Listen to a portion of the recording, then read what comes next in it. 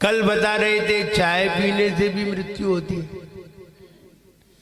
भाई ऐसी बातें नहीं बताओ, चाय और छूट जाएगी। सही बात जानने में बहुत परेशानी है, जानना तो पड़ेगा ही सही। गुटखा खाने से अकाल मृत्यु होती है, बिल्कुल होती है, होगी। जिसने 1-2 साल तक गुटखा खा लिया है उसकी अकाल मौत ही होगी, सकाल मौत हो ही नहीं सकती। वो कितना भी कुछ कर ले, हो ही नहीं सकती सकाल मौत। और ना मानो तो स्टाम्प ले आओ, लाओ हम लिख के दे देते हैं, होगी नहीं। क्योंकि आगम के वचन गलत नहीं हो सकते, तुम भले ही गलत हो जाओ। और जिसने शराब पी है उसकी अकाल मौत ही होगी, और जिसने चाय पी है उनकी कौन सी सकाल होगी, उनकी भी अकाल होगी। बीड़ी सिगरेट पिए उनकी भी अकाल मृत्यु होगी। एक सिगरेट पीने से 5 मिनट आयु घटती है, एक सिगरेट पीने से। गुटखा खाने से भी आयु घटती है, चाय पीने से आयु घटती है। अब ये बताओ एक चाय पीने से कितनी घटती है?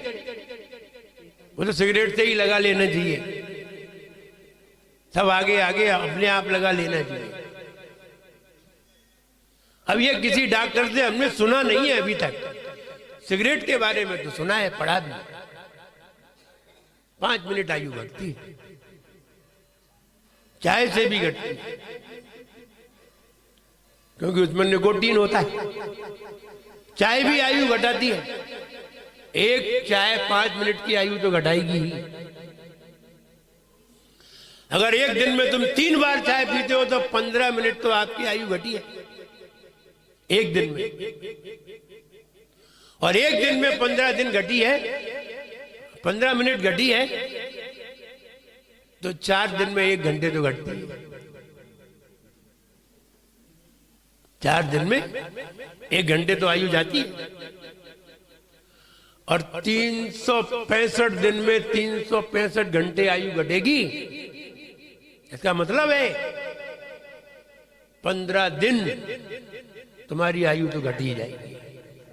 1 साल, 1 साल में 15 दिन आयु घटती है। और तुम 50 साल के हो और 60 साल के थे,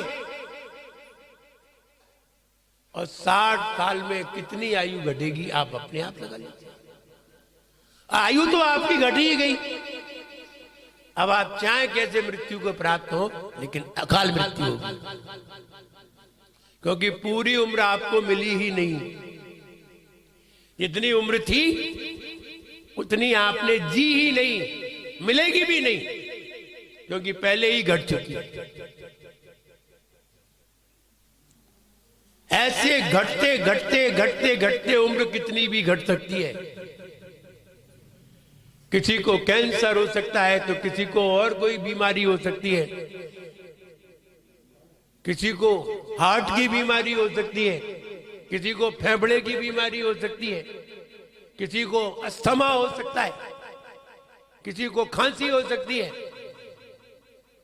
कोई ना कोई बीमारी तो आएगी ही, क्योंकि गंदी चीज आपके शरीर में गई है, तो गंदगी तो फैलाई। इसलिए चाय पीने वालों की अकाल मृत्यु ही होगी, बिल्कुल लिख लीजिए। और ना मानो तो जब जिसके जो चाय पीता हो उसकी मृत्यु के समय देख लेना, नाक टेढ़ी होगी ही नहीं, नहीं होगी। ये पहचान आ गई, ये तो पहचान सामने दिख जाएगी, उसकी नाक टेढ़ी होगी ही नहीं, ये उसकी पहचान बन जाएगी। फिर चाहे साधु ही क्यों ना हो, अगर साधु ने भी अगर पूर्व में चाय पी है और खूब चाय पी है, उसकी भी सही समय पे मृत्यु नहीं होगी। जितनी उसकी आयु है उतनी आयु उसे नहीं मिलेगी। हाँ, ये सही है कि उसकी अकाल मृत्यु नहीं होगी। क्यों नहीं होगी? क्योंकि उसने चारों प्रकार के आहार का त्याग कर दिया है, इसलिए समाधि मरण होगा, वो अकाल मृत्यु से बच जाए। संयमी की अकाल मृत्यु नहीं होती, और जिसने चारों प्रकार के आहार का त्याग कर दिया है उसकी अकाल मृत्यु नहीं होती। मरते समय, हमेशा नहीं, मरते समय चारों प्रकार के आहार का त्याग कर दिया है, उसकी अकाल मृत्यु होगी ही नहीं, क्योंकि उसे अकाल मृत्यु कहते ही नहीं है। अकाल मृत्यु में संक्लेशता होना बहुत जरूरी है, दुख होना बहुत जरूरी है, दुखी होना बहुत जरूरी है। जो दुखी होकर के मर रहा है उसकी अकाल मृत्यु हो सकती है, और यह भी जरूरी नहीं है जो दुखी होकर के मरे अकाल मृत्यु में ही मरेगा। क्योंकि जब प्राण निकलते हैं तो जीव बहुत दुखी होता है, सबसे ज्यादा दुख वहां होता है। कैसे माने कितना दुख होता है? एक बार निकाल के तो देख नहीं सकते, चलो आज निकाल के देख ले, फिर बाद में देखेंगे, पता तो चल जाए इतना दुख होता है।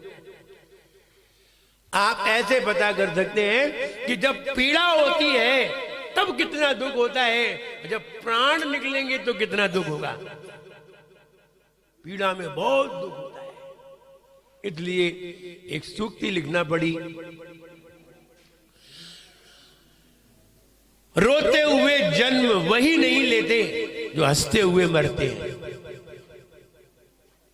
जो प्रसन्नता में मरते हैं वे कभी रोते हुए जन्म नहीं लेते। जैसे कि तीर्थंकर, चक्रवर्ती, नारायण, प्रतिनारायण, ये कभी भी रोते हुए जन्म नहीं लेते, इसलिए सलाका पुरुष कहलाते हैं, महापुरुष कहलाते हैं।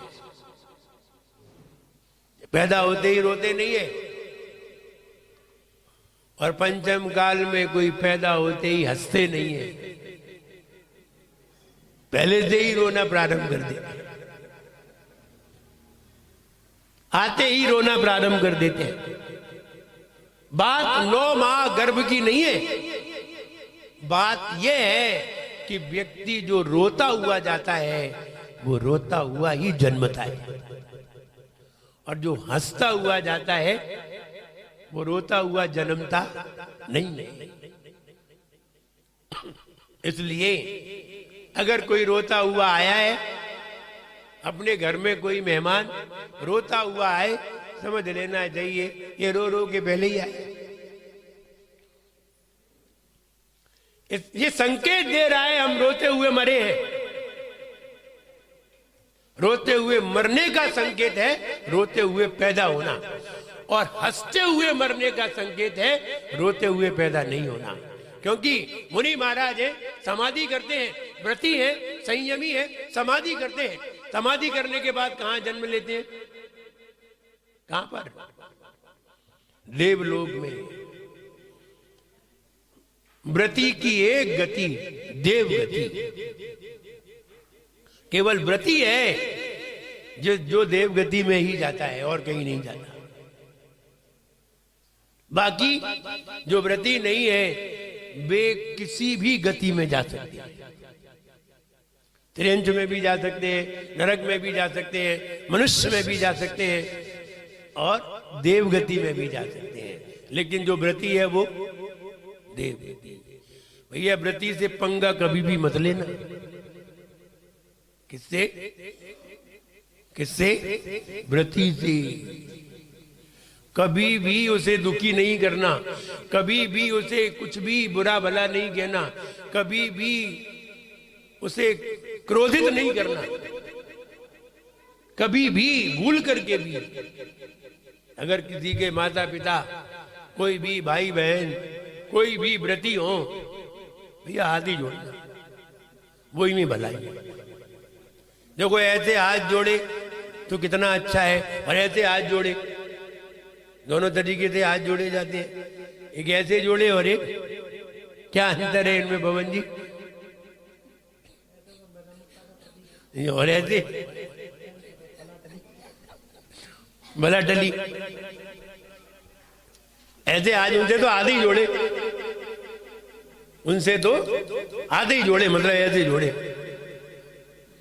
और ऐसे जोड़े तो विनम्रता का, आदर का प्रतीक है, और ऐसे अनादर का प्रतीक है। अनादर किया, और ये तो मालूम ही है कि व्रती है, संयमी है, कहां जाएगा? देवगति में जाएगा। आपने कहीं उसका अनादर कर दिया, आपने कहीं उसे दुखी कर दिया, और वो दुखी में मर गया, दुखी होते हुए मर गया। अब जाएगा तो देवगति में ही। तो दुखी होकर के जो मरते हैं वे व्यंतर बनते हैं, व्यंतर। ऐसा नहीं है जो अकाल मौत में मरते हैं वे सारे व्यंतर बनते हैं, नहीं नहीं, ये जरूरी नहीं है। अकाल मौत में मरे सारे व्यंतर बने, ये जरूरी नहीं है। कौन सा व्यक्ति अकाल मौत में मरे और व्यंतर बने, हाँ ये जरूरी है, जानना ये भी जरूरी है। अगर कोई व्रती हो, कोई संयमी हो, और वो कहीं अकाल मौत में मर जाए, वो व्यंतर बनेगा, बिल्कुल पक्के में। क्यों व्यंतर बना? क्योंकि उसे संकलेश परिणाम हो गए, और देवगति तो मिली। देवगति में जिनके संकलेश परिणाम हो जाते हैं वे व्यंतर बनते हैं, और वो व्यंतर बन गया, और तुमने उसे दुखी किया था, और तुम्हारी उम्र अभी 30 साल की थी, और उनकी उम्र अभी 70 साल की थी। तुमने उन्हें दुखी किया, दुखी में वो व्यक्ति मर गया। मरने के बाद तुम्हारी उम्र 30 साल की है, वो तो व्यंतर बना है, उसकी उम्र लाखों साल की है। कितनी? लाखों वर्ष की उम्र है उसकी। अब आया व्यंतर बन के वो तुम्हारे पास। अब देखो, अब तुम्हें नचाएगा। तुम 40 साल जियोगे ना, तुम्हें कहीं उल्टा खड़ा कर दे, कहीं तुम्हारे कपड़े फाड़ दे, कहीं ऊपर से पटक दे, वो कुछ भी कर सकता है। खाना ही नहीं खाने दे, भोजन करो तो भोजन निकाल दे बाहर, भोजन ही नहीं करने दे, बेहोश कर दे, कुछ भी कर सकता है, व्यंतर है। अब क्या करोगे? अब है कुछ उपाय? अब कोई उपाय नहीं है। अब तुम्हें वो परेशान करता रहेगा। फिर इलाज बताया जाता है। कोई महाराज तुम्हें इलाज बताएं, क्यों बताएं?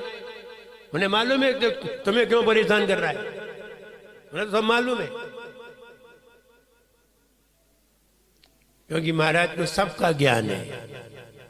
आखिर तुम्हें ही क्यों कर रहा है, पड़ोसी को क्यों नहीं कर रहा है? घर में और भी है, उनको क्यों नहीं कर रहा है? तुम्हें ही क्यों कर रहा है? तुमने परेशान किया है, और वो अवधिक ज्ञानी है। अब तुम यहां से मर गए, 60 साल बाद, 70 साल बाद आप मर गए, दूसरी जगह गए, वो फिर ढूंढ लेगा, वहां पहुंच जाएगा। अब लोग कहां जन्म लोगे जाके? अब वो तुम्हें न जाने कितने दिन तक, कब तक परेशान करे उसका मन। अब आओगे महाराज के पास, महाराज बहुत परेशान है, अब जाओ वहां, कहां जाओ? महाराज आप ही तरीका बता दो। क्यों बता दो? मालूम तो है, लेकिन ये तो बताओ कि तुम कैसे मुक्त होगे उससे? तुमने अगर उसकी सेवा की होती और वो कहीं देव बन जाता तो तुम्हारे घर में सोना भर देता, वही देव सोना भर देता तुम्हारे घर में। देवों के हाथ, कहीं से भी निकालना है सोना, जमीन में गड़ा है, निकाल के तुम्हारे घर पे रखने लगे। तुम सोते ही रहो, सवेरे उठो सोना ही सोना मिले, तो कहां से आया? देव है। और उसे गुस्सा आ जाए तो तुम्हारे घर का निकाल के बाहर भिजवा दे। देव।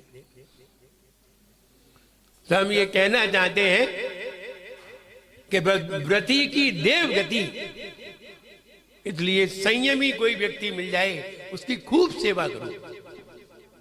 सेवा करने से उसकी सेवा करने से तुम्हारी अकाल मौत टल सकती है, टल जाती है। अकाल मौत टालने के भी तरीके हैं। तो अभी तो ये बताना है कि इन चीजों से अकाल मृत्यु होती है, इसलिए ऐसी चीजों का हमें त्याग कर देना चाहिए,